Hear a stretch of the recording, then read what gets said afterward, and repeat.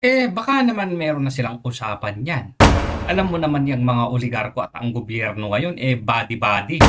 Asan na? Kailangan na nating singilin yung yung resulta, yung prutas, yung bunga ng pinaggagastusan ng mga biyahe-biyahe ng Pangulo.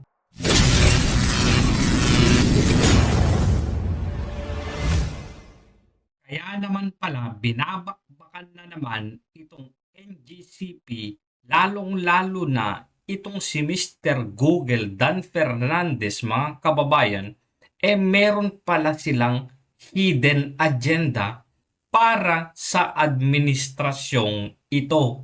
Ito ang chismis ngayon ni Attorney Freddy Topacio. Pakinggan natin to, ha. Sorry, ganun pala yun. Oo, sorry ka na lang. Marami talagang kapuitan dito sa gobyerno eh. Pag ganyan, wag na nating basahin Ano na namang kapuwetan yan? ito kasi puro kwet ang mayalaman natin. Katulad dito, kita mo ha. Di ba, yung mga congressman natin, bumanat na naman. Iniimbestigahan daw yung National Grid Corporation of the Philippines. Po? Yun pala, ay gusto lang mag-invest Ah, ng Sinong gusto mag-invest na naman, Topacio?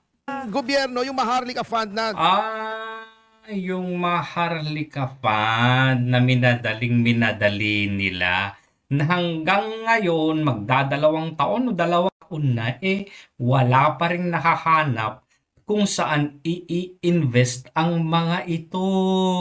Kaya naman pala. So dito na lang tayo sa madalihan. Ano ba to? Inutusan ba ng administrasyon na bakbakan, lalong-lalo na nitong si Dan Fernandez, itong NGCP, para gipitin?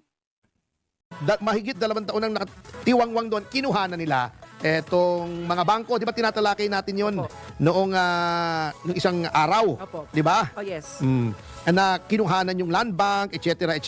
Kinuhanan yung Development Bank of the Philippines, kung ilang bilyon. Pagkatapos, pupunta sa Kongreso. Opo. Patataasin yung kapital kasi kinuha. Yun naman pala, nagmamadali sila noon, urgent daw, sabi ng Pangulo. Di ba, inapuran nila yon Opo. sa legislature na nagmamadali. Yes. Nagmamadali ka. Nung nagkaroon ng Maharlika Fund, di lumabas. Kengkoy daw, magulo. O inayos pa nila. Nagmamadali lang, gulo. Di naayos. Nagkaroon ng Maharlika Fund. Kumuha ng Pangulo, sinweldohan ng 2 million naman.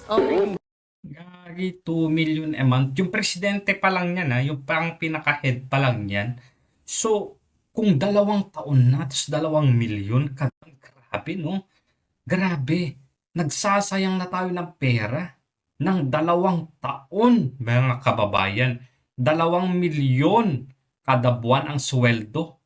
Nung presidente, yung parang pinaka-chairman ng Maharlika Fund na yan. Isipin nyo yan, kung magkano ang tinatapon, paano pa yung mga ibang tao na nagtatrabaho na doon sa investment na yan, sa Maharlika na yan, pero hanggang ngayon, wala man lang kahit kinita, kahit sentimo, yung pera, natenga na yung pera na bilyon-bilyon, gumagastos pa tayo ng pasweldo nang walang kwenta ng 2 taon. Imagine, anong kabulastugan ito?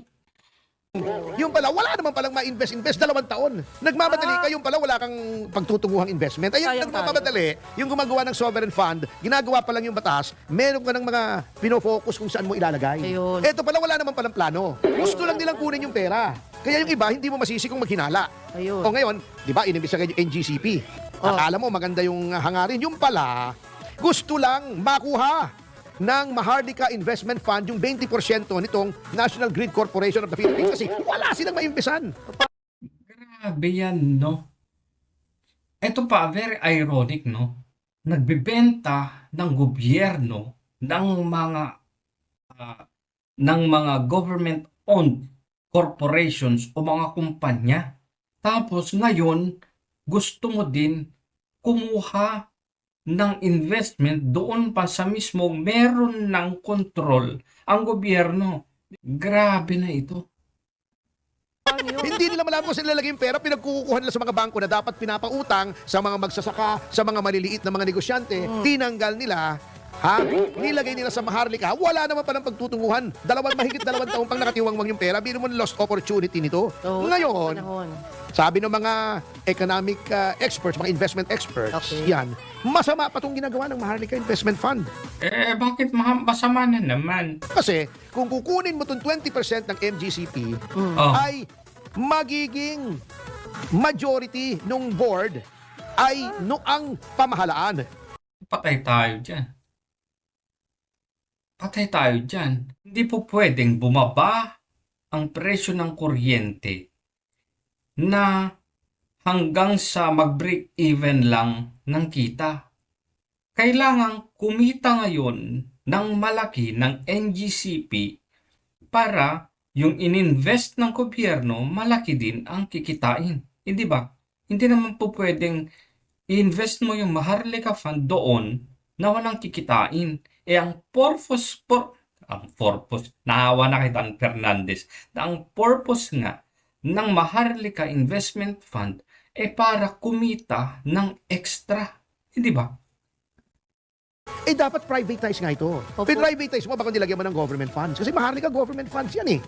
Paano yun? Kaya medyo hindi maintindihan ng business community kung ipa-privatize mo bago papasukan mo ng public Government. funds, ng government funds na ang mga board, ang mga miyembro ng board ay magiging ang pumipili ay ang gobyerno. Ba't mo pa Ayun. pinrivatize? Di na babaliktad yung privatization. Kasi ang mangyayari, matitira na lamang dun sa mga original na nag-invest.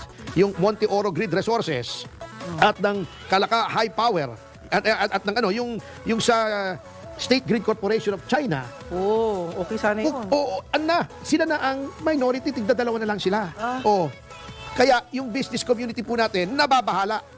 Etong sabi nitong isang analyst na nagsalita on condition of anonymity, ito ang nakakatakot, sabi niya. Here's the scary part. Itong nakakatakot daw. Okay. If they can do this to NGCP, kung magagawa nila to sa NGCP, an entity backed by one of the world's largest companies and some of the Philippines' richest individuals, na ito ay tinatag o ito ay pinondohan ng ilan sa mga pinakamalalaking mga kumpanya sa buong mundo Opo. at pinakamayayaman na mga tao rito sa Pilipinas, what's stopping them from doing it to anyone? Anong makapipigil sa kanila na gawin ito kahit kanino? Baka naman meron na silang usapan yan. Alam mo naman yung mga oligarko at ang gobyerno ngayon, body-body. Baka naman meron ng under the table na usapan yan. Hindi rin natin alam. Posible din yun.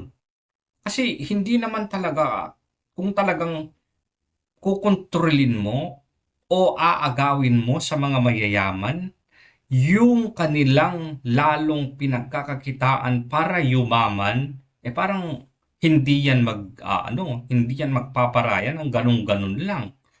Malamang po pwede, meron ng usapan. Di ba? Sabi niya, mahirap daw ito sa mga investors kasi hindi malinaw ang rules. Ayun. Pag pumasok kasi, kung ikaw investor at bilyon-bilyon ang ilalagay mo sa isang negosyo, dapat may projection yan. Hindi naman 100 pisong puhunan mo din, hindi naman taya sa wedding ito eh. Laki. Dapat alam mo kung anong mangyayari doon sa pera mo over 10 years, 15 years, 20 years. Okay. Hindi biglang, kung nagpasok ka dyan, biglang papalitan yung patakaran. Hindi pwede yun. Walang mag-invest na rito. Ganun. Kaya bagsak na bagsak ang foreign direct investment natin eh.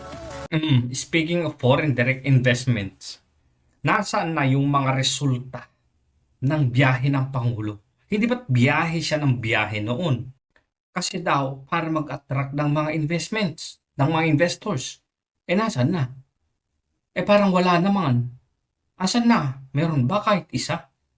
Trilyon, bilyon, yung mga pledges, yung mga pangako ng mga kumpanya para mag-invest sa bansa. Nasaan na? Gumastos tayo doon ng mga pagkalaki-laki. Yung mga gastos pa lang ng kanilang mga hotels, yung mga delegations, laging kasama pa yan, yung halos yung buong pamilya niya, laging kasama pa dyan yung mga mahahalagang department secretaries. Minsan nandyan pa si Martin Romualdez. Just imagine, gastos lahat yun ng taong bayan. Pero hanggang ngayon, wala pa rin talaga. Wala talagang foreign direct investment. So, ibig sabihin, yung mga kinakausap nila noon, umuoo lang sila kasi nga nandun sila at presidente ka ng Pilipinas. Pero ang katotohanan niyan, bakit parang tila natatakot silang mag-invest sa Pilipinas. Kasi nga hindi tayo stable. Ano ba naman yan? O asan na? Kailangan na nating singilin yung yung resulta, yung prutas, yung bunga ng pinaggagastusan ng mga biyahe-biyahe ng Pangulo. Pansinin nyo ngayon, hindi na siya masyadong bumabiyahe o halos wala na talagang biyahe. Kung meron pa siyang isang biyahe nung parang round trip na lang. 'Di ba? Anong nangyayari? Gumastos tayo na gumastos ng pagkalaki-laki, yun yung parang naging priority na niya nung mga unang buwan ng kanyang panunungkulan. Pero hanggang lahat doon pangako lang eh. Nasaan na yung mga foreign direct investments? Ngayon, walang pumapasok na investors dito, walang pumapasok na malalaking kumpanya para mag-invest dito. At sana pwedeng doon sumakay yung Maharlika Fund. Wala. So, ano pinag-iinitan mo ngayon?